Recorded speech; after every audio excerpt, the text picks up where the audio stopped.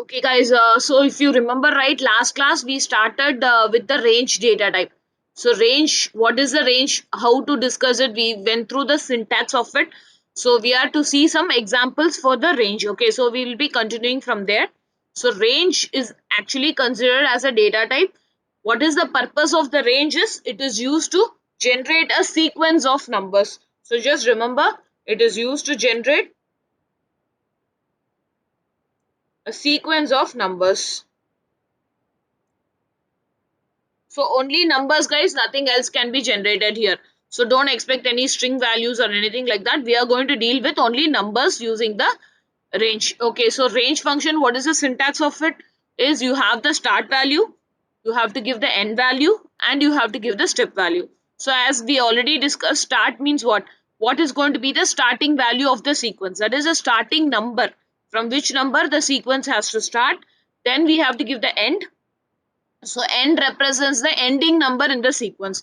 But here you have to remember one thing, end is always treated as n minus 1. So whatever you are giving the end value, the end will always be taken as n minus 1 only. And then we have the step value. So the purpose of the step value is to go for the next number in sequence. Okay, I am giving the starting number, right? So what is going to be the next number in sequence? That is determined with the help of my step value. So how to get the next number is whatever is the current number plus whatever the step value you are going to give, both together will give you the next number. So this is the basic syntax of the range function what we discussed in the previous session. Okay, so let us take some examples. Let us try to understand how this range function is going to work for me. So here I am going to say x is equal to, okay, so x is equal to, I am saying range of, I have to give a starting value. So I'm giving the starting value as 10, and then I have to give the ending value. Say for example, I want to print the numbers from 10 to 25. So I want 25 also to be included in it. I don't want exclusive. I want 25 also to be included. So I have to give the value as 26. Because whatever the value I'm giving here, the ending number is going to be n minus 1. So if as end is 26, it is going to say 26 minus 1. So it will take only till 25. Okay, now coming to the step value. I am giving the step value as 1. So I'm going to give the step value as 1. Then next what I'm going to do is I'm simply going to say print x. I'm just going to print the x value. See what happens when I give a statement like this. Let me execute this program. See, when I execute the program, it is generating some sequence of number, but I am not able to actually see the number. It is just saying that it is somewhere in the range of 10 to 26, but the actual numbers I am not able to see. Okay, next thing what I'm going to do is let me confirm. I said range is a data type, so how to confirm it? I'm just going to say type of x.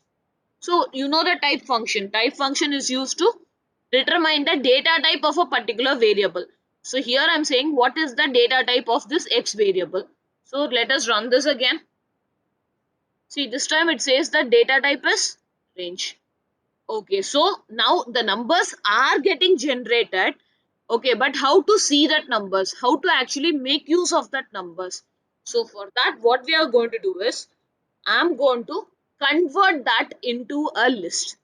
Whatever the sequence of numbers that I am generating, I am going to convert that sequence into a list. So how to do that? So remember, for that I have a predefined function. Okay, I have one predefined function which is called as list of. So this is a predefined function which is used to convert the values, convert the value whatever you are going to pass inside of this function. So inside this parenthesis, whatever you are going to pass, it is going to convert the value into a list. So we already know what is a list. In the last session we already saw that. So list is nothing but a sequence of number or a collection of numbers or collection of datas. Rather to say numbers, I will say collection of datas. That is, if I want to store more than one value inside a same variable. Okay, when I want to store more than one value, there is multiple values if I want to store inside a variable. So one of the data type I will go for is the list data type. So here I am going to make use of this built-in function and convert this range. So the range is going to generate a sequence of number for me. I am going to convert that sequence into a list and then I am going to store it inside my X variable. So how to do that is just come here. We are going to say list of. So inside the list, inside the parenthesis of the list, give this range. What is it going to do? This is a nested function. This is like a nested. Nested means what? One inside another. So here, always remember, whenever you are having a nested concept like this, you remember we even saw a small example of a nested. Yes, we saw a small example of a nested print statement. That is one print statement inside another print statement. So what always happens?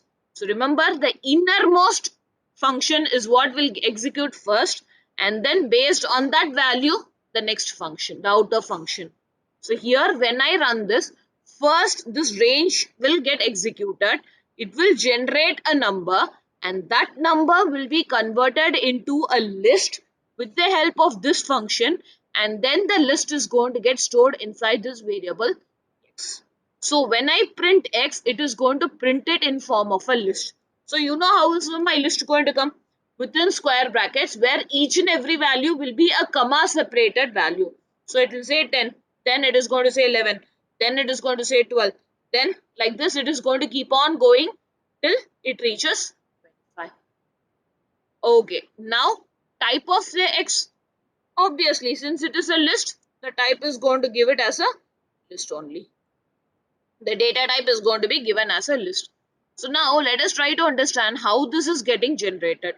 Okay, now 10 is going to be my start value. So the start value is going to be 10.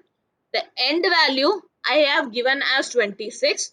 So if I am giving 26, what is it going to take? It is going to take the ending value as 26 minus 1, which is equal to 25. So the end value is going to be 25. Now I have given the step value as 1. Okay, so what is the first value? Whatever is the start value, that is what is going to get executed first. So 10. Then how to find the next value in the sequence? That is what I told you. The next value in the sequence is always given as current plus step. So what is the current value? 10. So what is the next value going to be? Current plus step. So current value is 10. Step value is 1. So the next value is going to be 11. So next to that, what is the next number that will come? So now the current number is 11. Step is 1. So 11 plus 1. So it is going to give you 12. Then 12 plus 1, 13. Then 13 plus 1, 14. So like that, it is going to keep on going till 25. So as soon as it reaches 25, it will see, okay, now the end has come. So it will no longer go any further. So like this only, the range function will be working for us. So let us run this. So let us run this program to see the output of it. See what happens. Exactly as like what we predicted. So 10, 11, 12, so on till 25. And the type of it, it is saying it as a list here. Right. Now this is understood. Now come to the next part of it. What are the difference you can do with the range function? What are the variations that you are going to do with your range function? Now the first point is the start value has a default value also. The start has something which is called as default value. So now what do you mean by this default value? So remember, when you are not giving the value of start, okay, when I am forgetting or intentionally I am not giving the value of start. Okay, so here I am giving only two values. Here I have given only two values. So this is taken as the end value. This is going to be taken as the step value. So if I am not going to give the start value, then the default starting value is always going to be 0. Right. So next default value what we have to discuss is for the step. So in case if I am not mentioning the step value, in case if I am not mentioning the step value, then default step value is always taken as 1. The default step value here is always going to be taken as 1. So now when I run the same program, see, I have not given the starting value, I have not given the step value. Only one value is there. So remember, when there is only one value, this value is always going to be my end. This value always represents my end. So if I run this now, automatically it will start from 0. My step value is going to be 1. So 0, 1, 2, 3, like that. It is going to go on till 25. See here what happens the output. Again, still it is a list because I am typecasting it into a list only. So within the square brackets, it is going to generate a numbers like this. Right, so this is going to happen when you are not giving the start and the step value. Suppose if you are mentioning the start value, okay, I can write like that also. So I am saying I want to start from 15. I want to start from 15. I want to go till 25, but I am not giving the step value. Then of course, we know default step value is there. So that is what is going to take place. So when I run this, see what happens. Start is taken till the end, sorry, till the end, and the default step value is applied for it. Right, so this is also working for me. Now see what happens in this scenario. See what happens in this scenario. What is happening here? See, I am giving only two values. I am giving only two values. Right. So how is this going to take? Can I say the compiler is going to take this as my end value and this as my step value? It doesn't know. So always remember, when you are not going to give the start value, then you should not give the step value also. If you are giving a starting value and an ending value, you can forget the step. No problem. Step is not mandatory at that time. But when you are not giving the starting value, okay, and if you are giving a step value, then this is what will be happening. So it will assume I have to start from 26, okay, and I have to go till 1, and where is the step value is 1, so how to go through? It is not possible for me to go to at all. 26 to 1, how will I go? So that is why it is giving you an empty list. So always remember this point very carefully. In case if you are not giving start value and end value, both you are not giving, I mean start value and step value, both you are not giving, acceptable. If you are giving the start value and the end value, acceptable, no problem. But you cannot give the end value and step value. Without the start, it is not possible. Without the start, giving only the step value is not possible. So this is one rule that you should remember while writing the range. Okay, now let us see some variations with the step value. What is the importance of the step value here? Say for example, my zero is the starting. So I want to start from 0 and till 50. I want to print till 50. I want to print only the even numbers. I don't want to print the odd numbers. I want only the even numbers. So what are the even numbers going to be? 0, 2, 4, 6, 8, 10, so on. Okay, till 50, I want to print only the even numbers. So what I'm going to do? I'm going to give the step value as 2. I'm going to give the step value as 2. So now, what is it going to do? Starting value 0. So the next value in sequence. How to calculate? Current value plus step value. So 0 plus 2. It is going to give. Then 2 is going to be my current value. 2 plus the step value. So 2 plus 2, 4. So that is going to be my next element. Then 4 plus 2. Then 6 plus 2. So like this, it is going to keep on going till it reaches. So generate only the even numbers. So just by no need to write my logic at all. Just with the help of the step value, I can do this task very easily. So let us execute this program. See what it does. Till 50, only even numbers are getting generated for me. Let me say I want only odd numbers. I want only odd numbers. So I want numbers like 1, 3, 5, 7, 9, 11, so on. I don't want any even numbers to be printed. So only thing what I have to do, start from 1. Start from 1. So when I start from 1, what is going to happen? So 1, next value 1 plus 2. So it's going to be 3. The next value 3 plus 2. It's going to be 5. Next value 5 plus 2. It's going to be 7. So this is what is going to be repeated till 49. Because after 49, 51 will come. But my ending value is only till 50. So it will not be included. So it is going to give me an output like this. So let us execute that also. See what happens. You can use this because of the step value. We can use it to generate so many different things. Suppose you want to print the phi table. I want to print all the values of the phi table or multiples of phi, rather than let me say multiples of phi. So 5, 10, 15, 20, like that is what I want to print. So what I'm going to do, starting number is 5, step value is also 5. So how am I going to get this? See, multiples of 5, I'll be getting it as a result. So using the step value, I can do many things here. So that is the advantage of my range. So here range, you have to understand how to use it. Next what we are going to do is we will be seeing the concept of looping. So in that we will be discussing more about something called as a for loop.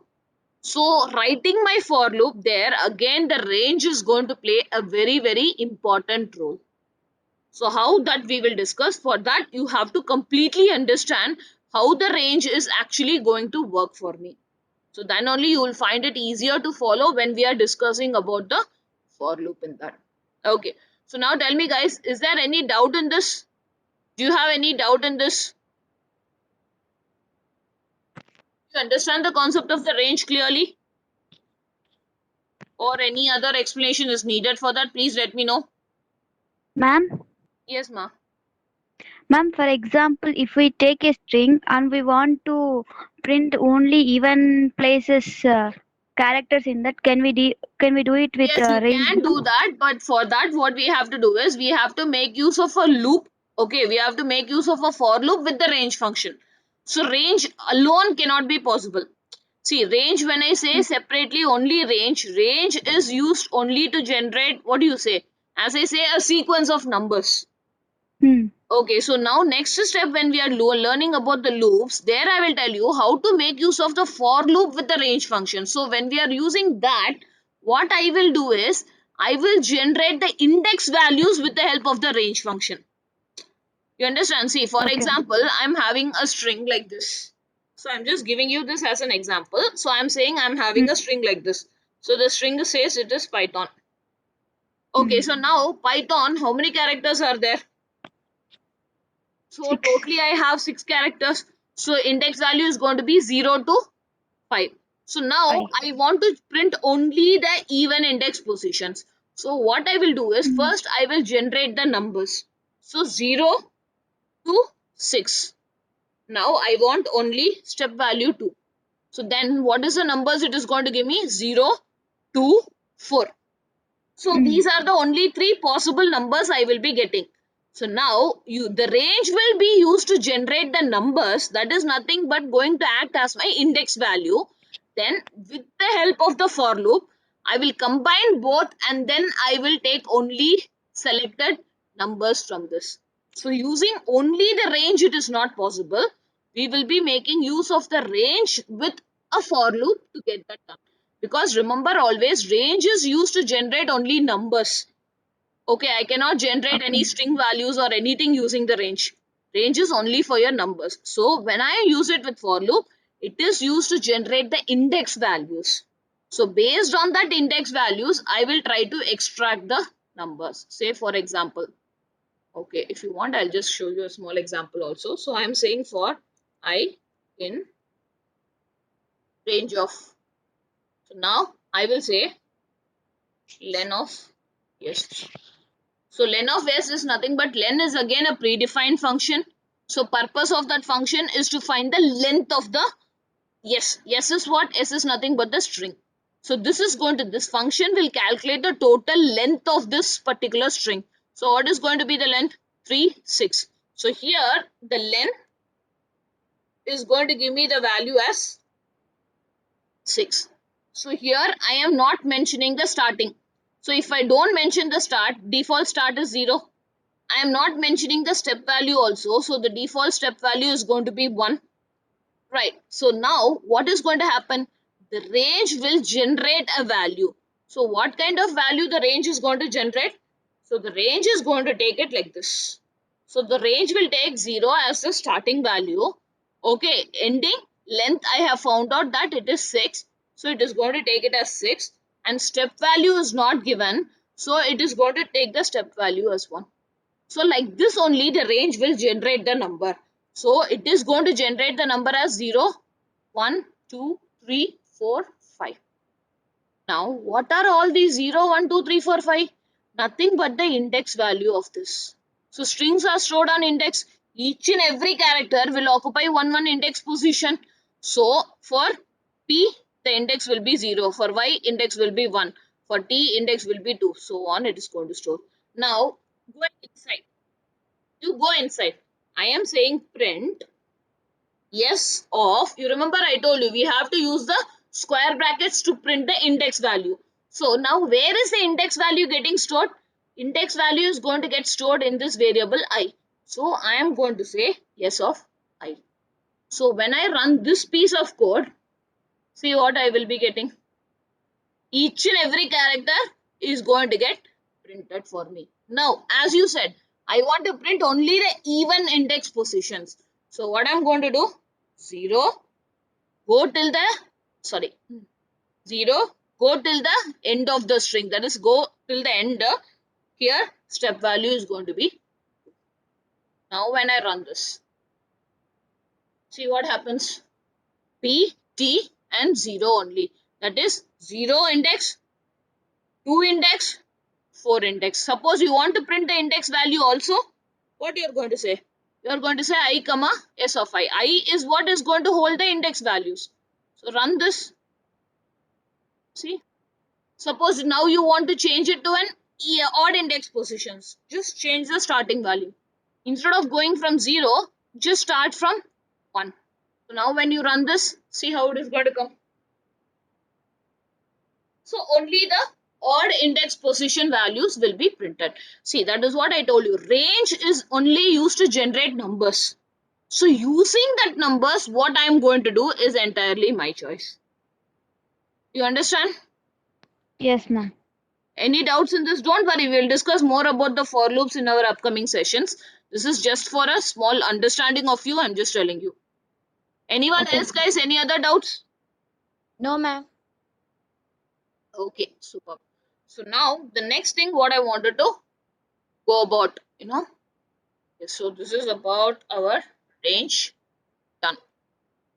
Okay, next, before you guys start writing your actual program, okay, we have discussed about the print function, we have discussed about the input functions, we have discussed about the evals. We did discuss now input functions we completed, right?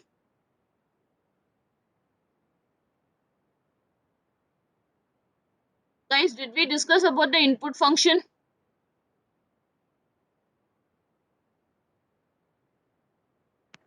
No, ma'am. Okay, we are not to, okay, we'll discuss about the input function now.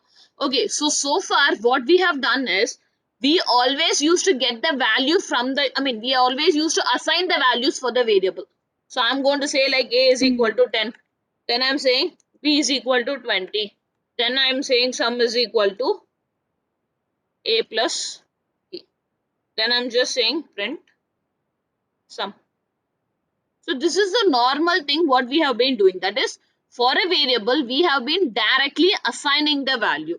Now, instead of assigning the values like this, okay, instead of assigning the values like this, I want to run the program. And while I'm going to run the program, I want the user to enter a value for a. I don't want to assign something. What I want to do is, when the program is getting executed, I want the user to enter the value for this particular variable. So how to do about that? So that type of value reading, we call it as a dynamic input. So we call this as a dynamic input, or we say that runtime input. So we also call this as a runtime. So how to do this? How to get this done? So for that, let us quickly see some small examples. Let me just, sorry, I have pretty much examples given here.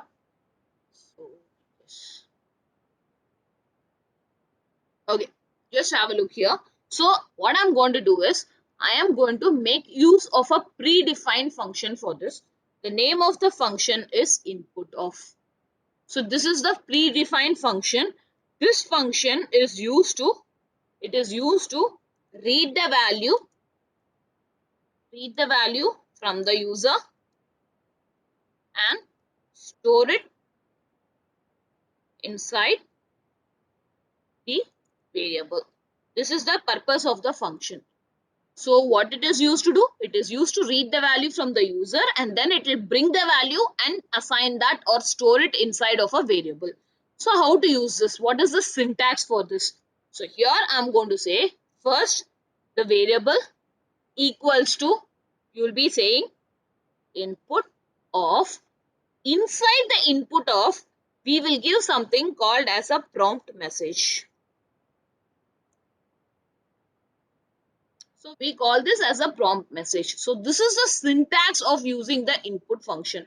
So some variable name, any name as you like, equals to, then you will say input, that is the name of my predefined function. So inside this input function, I will be giving some message.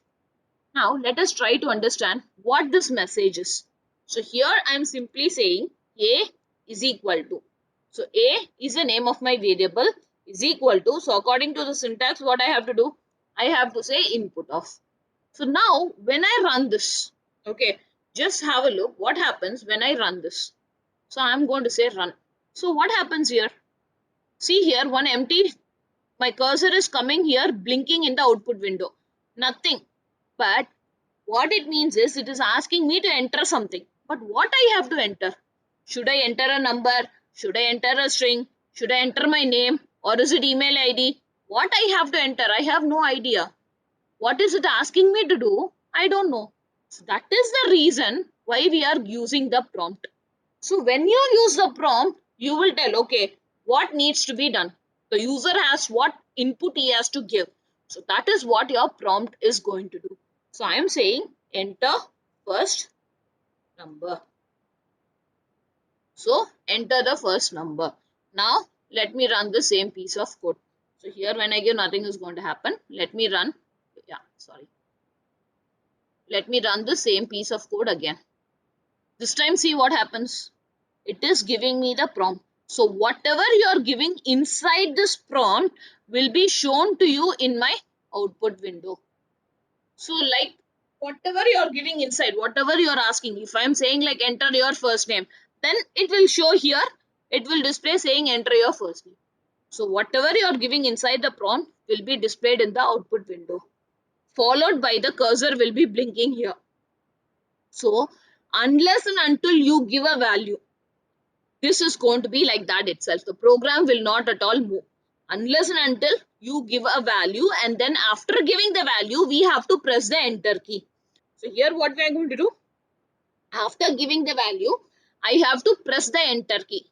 So once I press the enter key, what will happen is, this input function will read this value, will take this value, that is nothing but the number 10, and then it is going to store this number inside this variable A. So what it is going to do? It will wait for the user to give some input.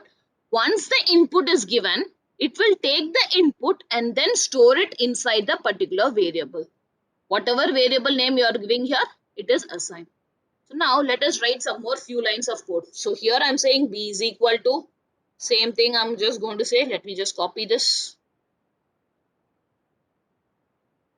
So here, instead of the first number, I'm just going to say that as second number. So enter the first number, then enter the second number. Then I'm saying sum is equal to A plus B. And then I'm just saying print So, so I guess you guys are familiar with now with the format string. So here I'm just going to say A, okay, plus B, whatever is the A value, that A value will get substituted in this place. Whatever is the value that this B variable is storing, that is going to get substituted in this place. Then I'm saying equals to, then whatever is the value of the sum variable, that will be displayed in this location. So this is what this function is going to do. First, it is going to ask the user to enter a value for A. Then it is going to ask the user to enter the value for B. Then whatever the values he is entering, he or she is entering, it is going to be added, and then the result is stored inside the sum, and we are going to print the result. This is all the program is going to be doing. So let us run this again. So yes, as usual, so whatever the prompt you are giving, that is getting displayed. Okay, this time I'm giving the number as 52. After giving the number, press the enter key. So see now what happens. Automatically this 52 is taken. It is assigned to the variable A. Now what is the next? It is going to the next line of the code. So the next line of the code says enter second number. So it is entering the second number also for me. Done. So now what happens? Here I'm going to go and enter that number. Okay, so when I enter, say I'm giving 45. So after giving 45, I have to press the enter button. So now what will happen? The 45 value will be taken and it is assigned to this variable B. Okay, all that is done.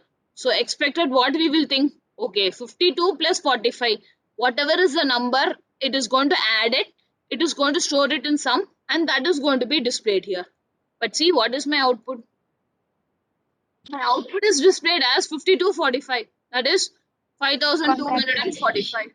So where is the problem here?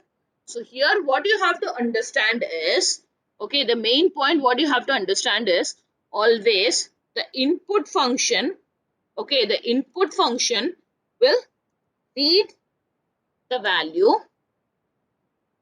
and store it inside the variable.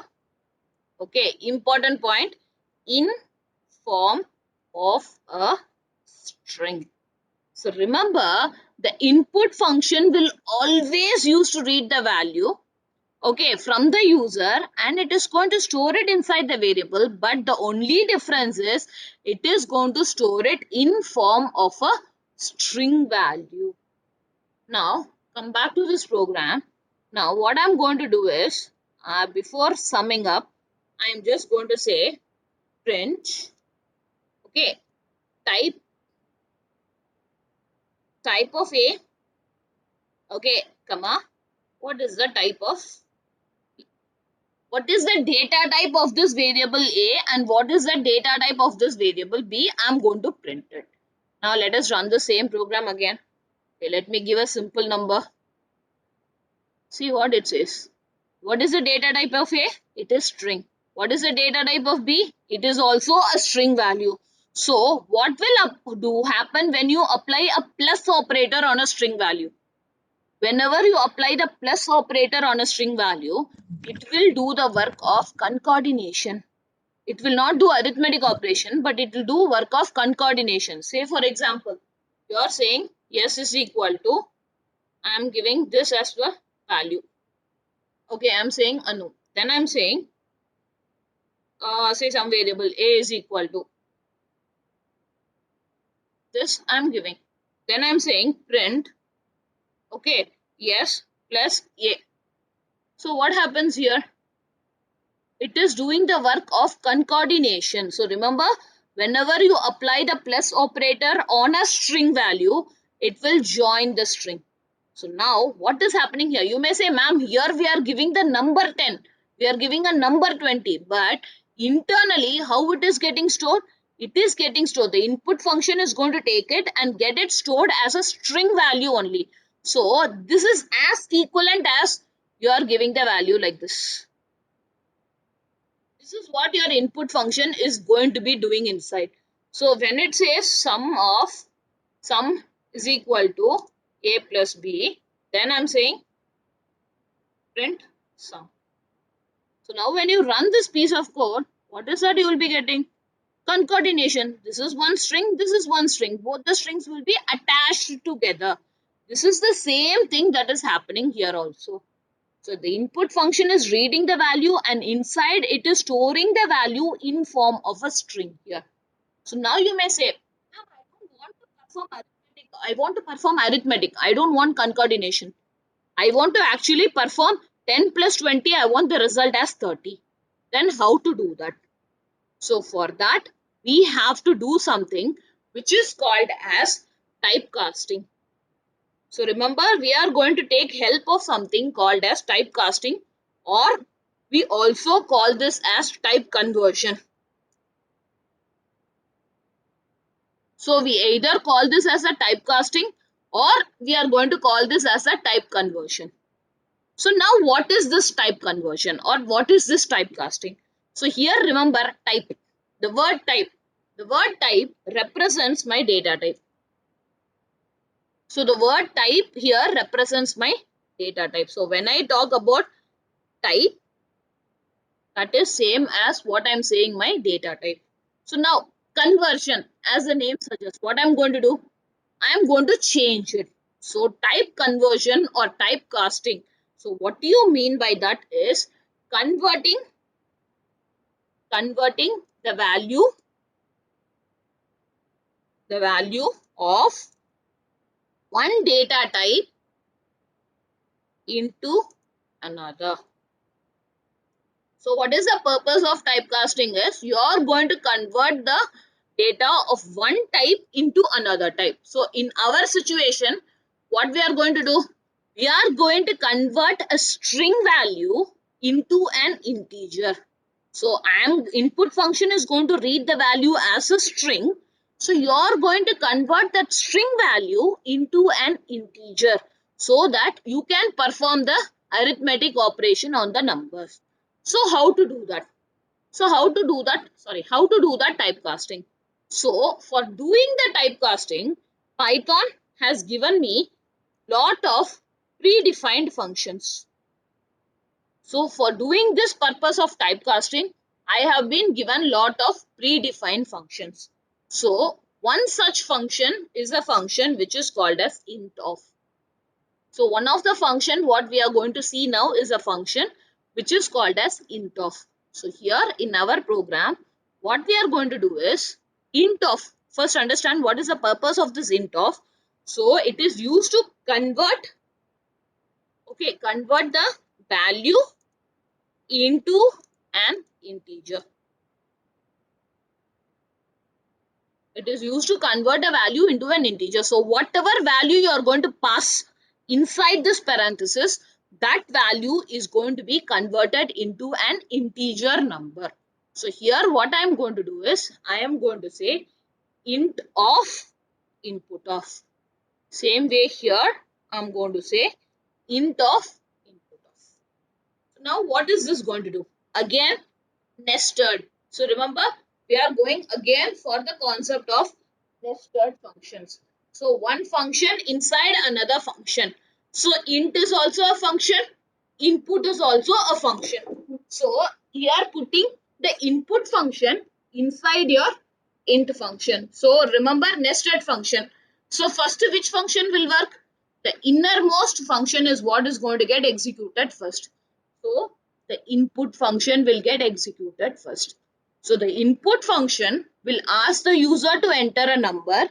It will take the number in form of a string. That string value will be converted into an integer by the int function and then it is going to store that number inside the a variable. So understand the steps very clearly. First, the input function will take place. Okay, the input function will ask the user to enter the first number. It will read that number, but you know input always reads the number in form of a string. So that string number is going to get converted into an integer and then it is going to get stored inside the a variable. So now let us run this. So again it is asking me for a number. Let me give the same number. Then again it is asking me for the second number. Give that number. So once both the numbers are given, press the enter key. See now what happens. What is the data type of A? sorry, what is the data type of A? The data type of A says that it is an integer, because the int function has converted it into an integer and then only it is storing inside the variable. So now it is performing the arithmetic operation of the expected. Whatever we expect, that is what is we are getting it as an output. Okay. Guys, any doubt in this? No, ma'am.